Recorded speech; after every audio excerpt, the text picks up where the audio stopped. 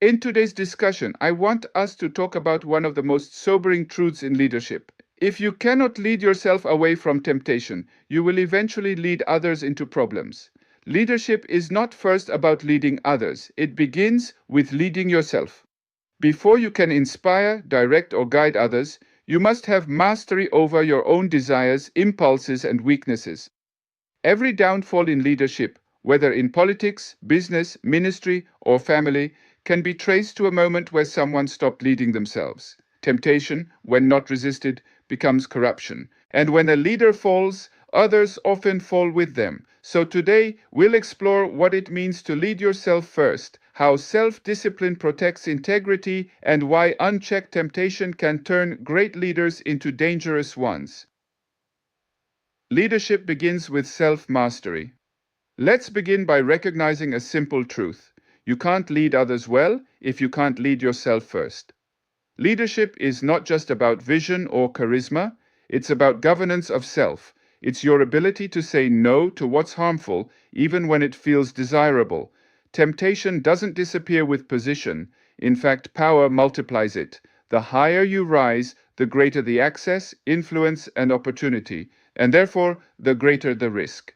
If you can't control your own desires, your position amplifies your potential for damage. Self-leadership means setting boundaries for your behavior, not because others demand it, but because you respect your role enough to protect it. In simple terms, if you can't rule yourself, you shouldn't rule others. The nature of temptation in leadership.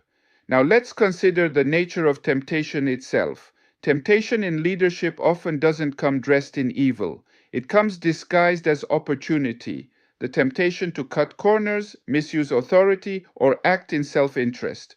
For some, it's the temptation of power, believing they're untouchable. For others, the temptation of greed, justifying unethical decisions for gain.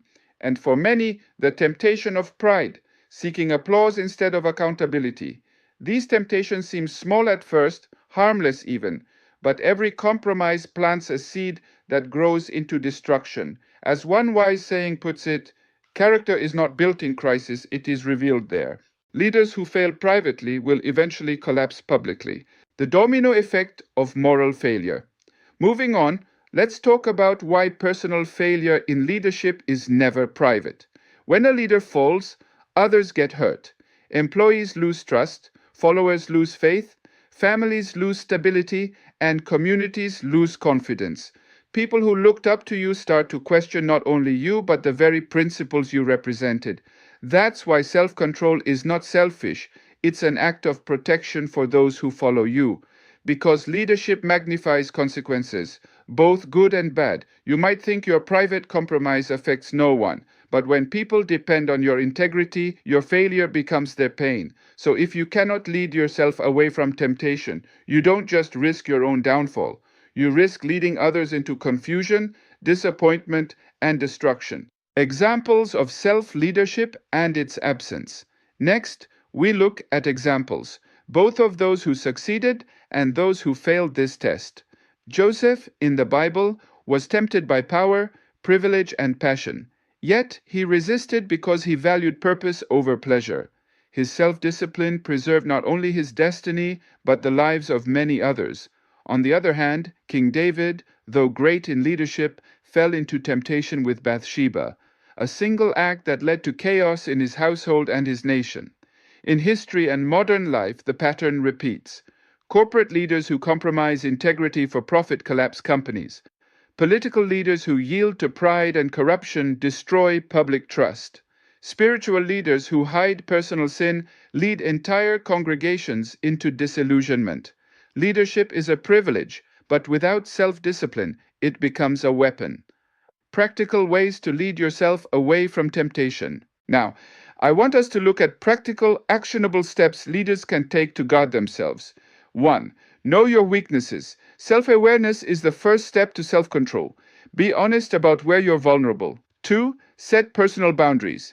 Decide in advance what you will and will not do, financially, relationally, or ethically. 3. Stay accountable. Have mentors or peers who can challenge you, not just cheer you. Accountability protects integrity. 4. Keep humility close. Pride blinds you to danger. Humility keeps you teachable and alert. 5. Nurture your moral and spiritual strength. Regular reflection, prayer, or meditation keeps you aligned with your core values. 6. Prioritize transparency. Secrecy breeds temptation. Openness creates accountability. Leading yourself is a daily discipline, not a one-time decision. The connection between self-leadership and trust. Next, we consider this truth. Trust is built on personal discipline. People don't follow leaders because they're perfect. They follow them because they're trustworthy. And trustworthiness is born from consistent self-control. When you can say no to what's wrong, even when no one's watching, you earn the right to be followed. People can feel safe under leaders who lead themselves first. But when a leader loses self-control, they lose moral authority. And once that's gone, titles can't restore it. So, leadership that lasts must be built on private integrity, not public image. The reward of self-leadership. Finally, we look at the reward. Leaders who discipline themselves build legacies that outlive them. They lead not just with skill, but with strength of character. When you can lead yourself away from temptation, you lead others toward trust, stability, and excellence. You become a safe place for others to grow, because your leadership is not driven by ego or impulse, but by principle and purpose. As one philosopher said, "He who conquers himself is greater than he who conquers a city." True leadership begins not in conquering others, but in conquering oneself. Finally, we look at the key takeaway. If you cannot lead yourself away from temptation, you will eventually lead others into problems. Leadership begins with self-control. Your private victories determine your public success, and your unseen discipline determines your lasting influence. So, before you lead others, ask yourself, can I lead me? Let's continue with the discussions in the comments section. Share your own experience. Have you ever seen how self-discipline or lack of it shaped a leader's legacy? What lessons did it teach you?